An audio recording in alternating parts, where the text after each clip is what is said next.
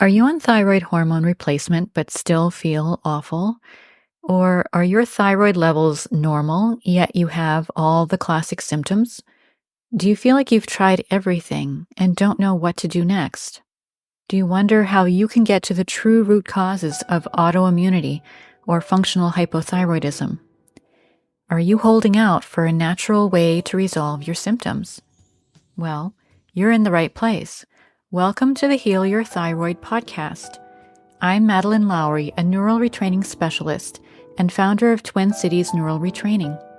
I work with clients in virtual sessions to resolve the hidden sources of stress behind chronic health issues, including thyroid function. In this episode, I'm going to talk about the impact of trauma on chronic health issues and the role of the subconscious mind. In the last episode, I described my struggles with classic hypothyroid symptoms and the unconventional thinking that led me to discover the ultimate root cause, which was the subconscious mind, and also drove me to train in an advanced method of neural retraining. If you are finally ready to address your thyroid issues in a new way, a mind-body way, then this podcast is for you. I'm going to connect the dots for you so that you will understand the real reasons you still have thyroid problems, despite everything you've tried and what you can do about it. Could neural retraining be your next best step to thyroid healing? Take our quiz at tcneuralretraining.solutions to find out. Why is trauma so impactful? And why does early life trauma raise our risk of chronic health issues for the rest of our life? And what is the role of the subconscious mind?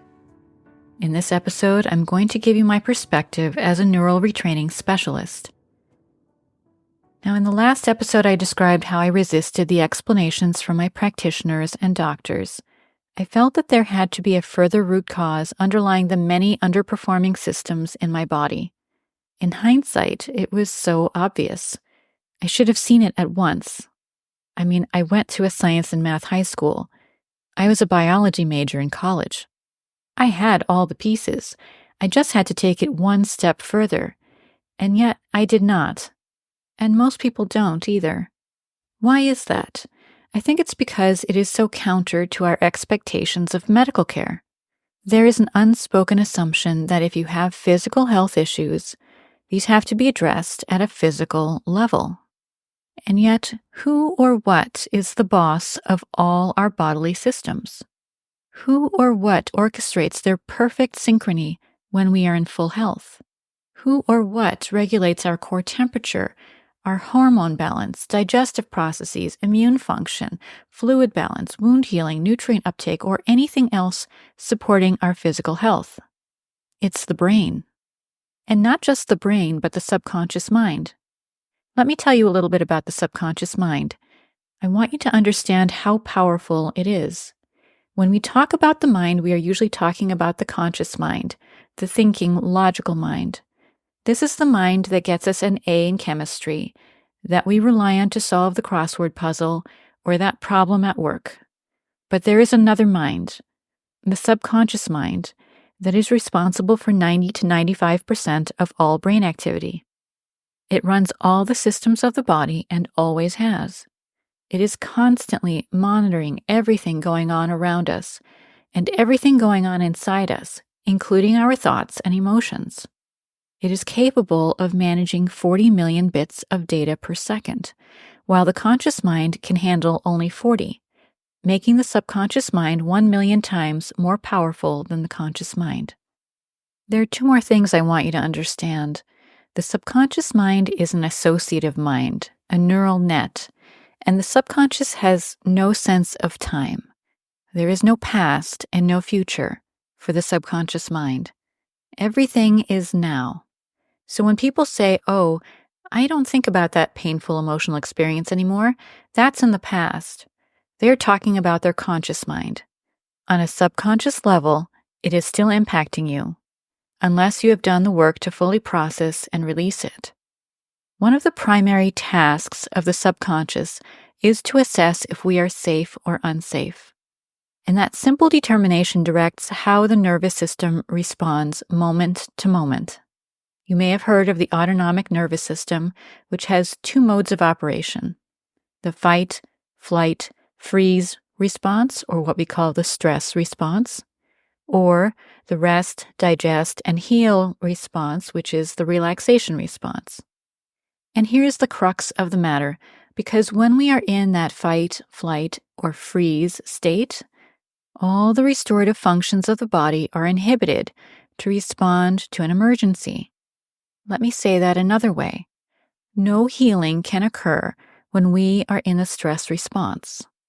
Dr. Lissa Rankin, the author of Mind Over Medicine, explains that the average person has about 50 stress responses in a day, while chronically ill people may have hundreds. If you read Dr. Rankin's book, you will learn that her own health tanked after a series of traumatic events. And so did Annie Hopper's, the creator of DNRS, that basic method of neural retraining I described in the last episode, and the author of Wired for Healing. But I digress. So now let us go back to the original question. Why is trauma so impactful? Why is early life trauma, especially, correlated with lifetime increased risk of chronic health issues? This would be a good time for me to say that I am not a doctor, a neuroscientist, or a therapist. I am a neural retraining specialist who works with the subconscious mind directly, and I have had the great privilege of witnessing the associations that arise in my clients' subconscious minds in real time. And it is from that experience that I offer these insights. The way I see it, trauma, especially early life trauma, is so impactful because it changes the way the nervous system works. And these changes persist until we have had an opportunity to fully process the emotional pain of the trauma. For the traumatized person, the threshold for feeling unsafe in the subconscious mind is lowered, and it's more likely to call for the stress response. And that, I believe, is the reason why early life trauma makes us more susceptible to chronic illness, including low thyroid function. Let me explain a little more. It seems to be a protective mechanism of the body-mind that when we are in a painful emotional situation or have a shock that overwhelms us, the trauma is frozen and held somewhere in the subconscious mind. At a safe point in our lives, we may have the opportunity and the resources to resolve the trauma emotions, and that memory becomes more neutral. This is beneficial for two reasons. First, it reduces the overall subconscious stress load.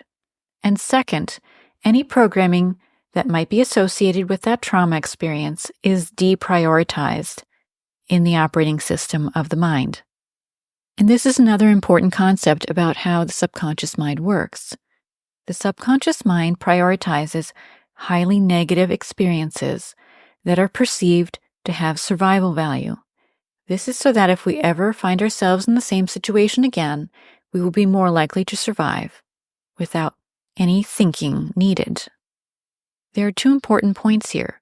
Reducing the overall subconscious stress load by neutralizing trauma memories is important because the more unresolved stress we carry, the more time we are spending in the stress response. You may not feel it because we tend to habituate to whatever level of stress we have, but it's impacting our health. No restorative functions means no healing, and that means negative health impacts start to compound, and a negative health spiral begins, or is maintained. Now, for the second point, deprioritizing negative programming is important because it is another contributor to stress. It makes stressful situations or triggers more stressful than they need to be. Again, these are patterns that persist until we can retrain the brain.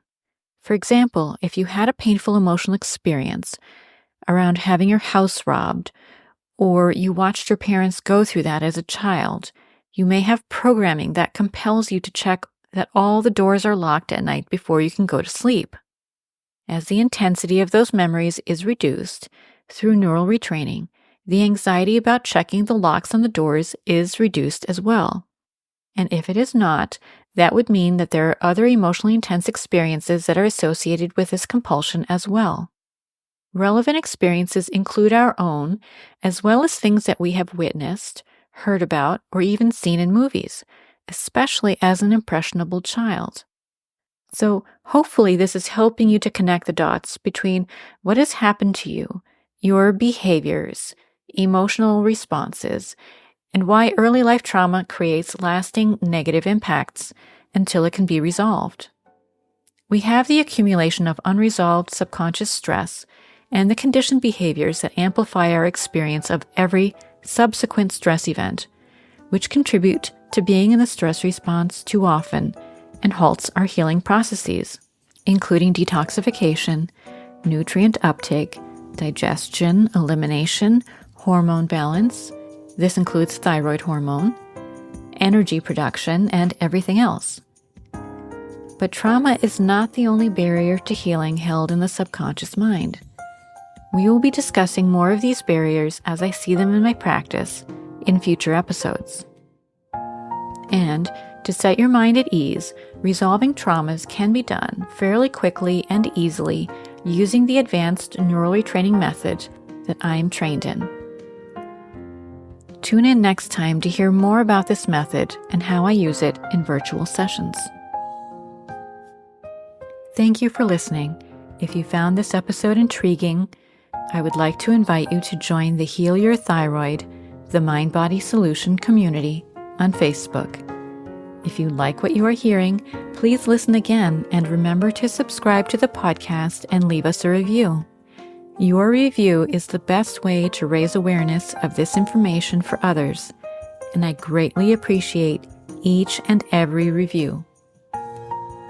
Content of this podcast copyright 2024 by Twin Cities Neural Retraining. Music by Barbara Ben.